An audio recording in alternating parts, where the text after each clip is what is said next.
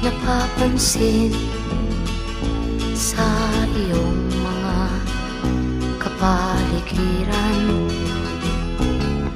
Kay dumi na ng hangin, pati na ang mga ilog natin.